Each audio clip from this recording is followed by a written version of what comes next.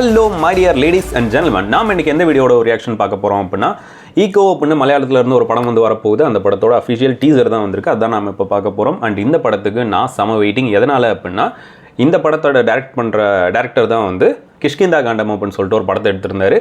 Maximum பேர் பார்த்துருப்பீங்கன்னு நினைக்கிறேன். ஒரு வேலை பார்க்கல அப்படின்னா, நீங்கள் த்ரில்லர் ஃபேனாக இருந்தீங்க அப்படின்னா தயவு செஞ்சு போய் பாருங்கள். ஒரு சூப்பரான ஒரு ஃபிலிம். எனக்கு அந்த படம் வந்து ரொம்ப ரொம்ப ரொம்ப பிடிச்சிருந்தது. என்ன ரீசன் அப்படின்னா, ஆஸ் யூஷுவல் மலையாள ஃபிலிமில் அந்த ஒரு சின்ன இடத்துக்குள்ளே வச்சு ஒரு பெரிய த்ரில்லரை சொல்லியிருப்பாங்கல்ல, ஸோ அந்த மாதிரி ஒரு கேட்டகரியில் உள்ள படம். அந்த கடைசி ட்விஸ்ட்டு வந்து சீரியஸ்லி நீங்கள் எக்ஸ்பெக்டே பண்ண முடியாத லெவலுக்கு ட்விஸ்ட்டாக இருக்கும். அண்ட் எமோஷ்னலாக ரொம்ப பக்காவாக கனெக்ட் ஆகிருக்கும். அந்த மாதிரி ஒரு படமாக இருக்கும். ஒரு வீடு, அதை சுற்றி தான் மெஜாரிட்டி ஆஃப் போர்ஷன்ஸ் வந்து அங்கே தான் நடக்கும். ஆசிஃப் அலியோட கேரக்டர் ஒன்று, அதுக்கப்புறம் அபர்ணா பாலமுரளியோட கேரக்டர் ஒன்று, அதுக்கப்புறம் ஆசிஃப் அலியோட அப்பாவை ஒருத்தர் வருவார். ஸோ அவரோட கேரக்டர் ஒன்று. அவர் நிறைய படங்கள் நடிச்சிருக்காரு, பேருக்கு மட்டும் தெரில. ஓகே, ஸோ இந்த 3 கேரக்டரை சுற்றி தான் அந்த படமே வந்து இருக்கும். அவங்களோட பையன் காணாமல் போயிடுவான். அதை சுற்றி தான் அந்த படம் நடக்கும். அந்த பையன் என்ன ஆனாங்க, இவங்களோட கேரக்டர் வந்து பார்த்திங்க அப்படின்னா ஒரு மாதிரி சஸ்பென்ஸாகவே கொண்டு போயிட்டு இருப்பாங்க. அந்த சஸ்பென்ஸ் உடையிற தருணம் வந்து ரொம்ப நல்லாயிருக்கும். டைம் இருந்துச்சுன்னா போய் பாருங்கள், ஓகேவா? இப்போ இந்த படத்தில் வந்து யார் யார் இருக்காங்க அப்படின்னா, டைரக்டட் பை தினேஷ் ஐயாதன், அதான் அவரோட பேர். ரொம்ப டிஃப்ரெண்ட்டான ஒரு பேர். அதுக்கப்புறம் story, screen play, dialogues and DOP வந்து பாகுல் ரமேஷ் அப்படின்றவர் வந்து பண்ணுறாங்க. மியூசிக் வந்து முஜீத் மஜீத். யாருன்னு தெரியுமா? முஜீத் மஜீத். இவர் வந்து நம்ம இப்போ ரீசெண்டாக கிஷ்கிந்தா காண்டத்துக்கு பண்ணியிருந்தார், அப்புறம் ரேகா சித்திரமுக்கு பண்ணியிருந்தார், அதுக்கப்புறம் தீரன் கலம் காவல் பண்ணுற படத்துக்கு இவங்க தான் பண்ணியிருந்தாங்க. அடுத்து சத்தா பச்சா அப்படின்னு ஒரு படம் வரப்போகுதுல்ல, அந்த படத்தோட மியூசிக் டைரக்டர். பேக்ரவுண்டுக்கு மட்டும் இவர், பாட்டுக்கு இவர் கிடையாது. ஓகே, ஸ்வீட்டர் வந்து சுராஜ் ES. ஓகே, பார்க்கலாம். 3, 2, 1, go. The Japanese divisions are facing heavy resistance in Malaya. Civilian casualties are rising as the occupation grows increasingly stringent, asserting pressure across the supply routes. இது எங்க நடக்குது? ஃபைனல் சாப்டர் ஆஃப் அனிமல் ட்ரையாலஜியா? മലേഷ്യക്കും ബർമയ്ക്കും സിംഗപ്പൂരിനും ഒക്കെ ആളുകൾ കപ്പൽ കയറുന്നത് പണ്ട് സ്ഥിരമായിരുന്നു. INL ചേരാൻ പോയതുപോലെ ഓർക്കുന്നു. അതിലേ വന്ന് തുപ്പാക്കി. നിലവിൽ ഈ ബ്രീഡിന്റെ നല്ല തന്തയ്ക്ക് വരുന്ന വെർഷനുള്ളത് നിങ്ങളുടെ ഈ കാട്ടുകുത്തി മാത്രമാണ്. ഇവരാ? ഓ, നമ്മുടെ നാട്ടിൽ വന്നിട്ട് അതിലേ നായി ഇതിലേ നായി. ബ്രീഡ് ചെയ്യാൻ ഇങ്ങനെയൊക്കെ ആരെങ്കിലും മെനക്കെട്ട് വന്ന് താമസിക്കുന്നു. ഓ, പണ്ട് ജിം കോർബറ്റ് പോയി പാറമടയിൽ തങ്ങിയ കഥ വായിച്ചിട്ടുണ്ട്. செம்ம ஃப்ரேம்ஸ். ஐயோ, ஏய் என்ன ஃப்ரேம்ஸ் அது? military and police in India.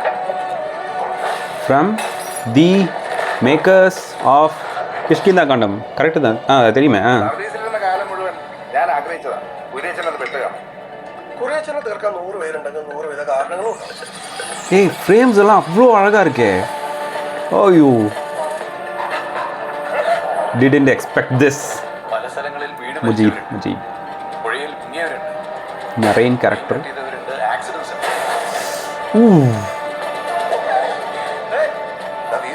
മലജാതി ടീമുകളാണ് കറങ്ങിയെടുക്കുന്നത്. ആ കാട്ടുപോകുന്നാണെങ്കിൽ കാറ്റ് വിസിലടിക്കുന്ന സ്ഥലം. കരഞ്ഞാൽ പോലും ആരും കേൾക്കുക. ஏய் இன்னும் யார் நடக்குது?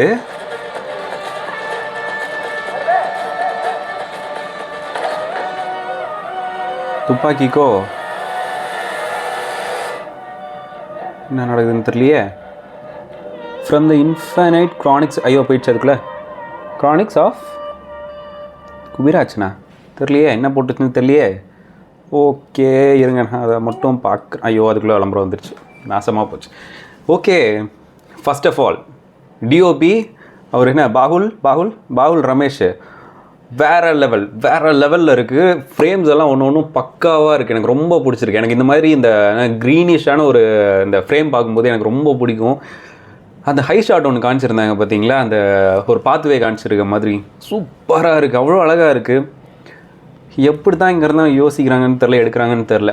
கதை சத்தியமாக ப்ரெடிக்ட் பண்ண முடியாது அந்தளவுக்கு. ஆனால் இங்கே என்னதோ போட்டிருக்கு, என்னது following his acclaimed film Kishkindha Kandam marks final chapter of his animal ட்ரையாலஜியா?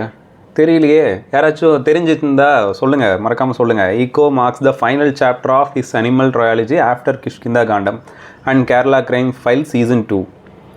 ஏதாச்சும் கனெக்ஷன் இருக்கா இல்லை இண்டிவிஜுவல் ஃபிலிம்ஸான்னு தெரியலையே. 3 ஸ்டாண்டலான்ஸ். ஓகே, அப்போ ஸ்டாண்டலான் தான். ஓகே ஓகே ஓகே அப்போ அது கூட சம்மந்தப்பட்டு வராது. பட் அந்த படத்தில் காமிச்சிருக்க மாதிரியே ஒரு செம்மையான ஒரு த்ரில்லரை காமிச்சிருந்தாங்க அப்படின்னா சீரியஸ்லி இந்த படத்தின் வந்து ஒரு வேறு லெவல் ஹிட் ஆகிறதுக்கு நிறைய சான்ஸ் இருக்குது. அண்ட் என்னது ஸ்டாரிங் வந்து அவர் பேர் எனக்கு தெரியல, இதில் நடிச்சிருந்தார்ல படக்கத்தில் நடிச்சிருந்தவர். அதுக்கப்புறம் ஜாலியோ ஜிம்கானா தானே, சாரி ஆலப்புழா ஜிம்கானா.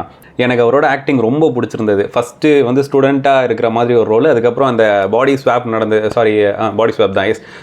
நடந்த உடனே அவர் வந்து அந்த இன்னொருத்தரோட கேரக்டரில் வருவார்ல. ஸோ எனக்கு அந்த ஆக்டிங் பார்த்துட்டு எனக்கு ரொம்ப ரொம்ப ரொம்ப பிடிச்சிருந்தது. ஸோ சூப்பராக இருக்குது. அண்ட் மியூசிக் ஆல்சோ நைஸ், பக்கா சூப்பராக இருந்துச்சு.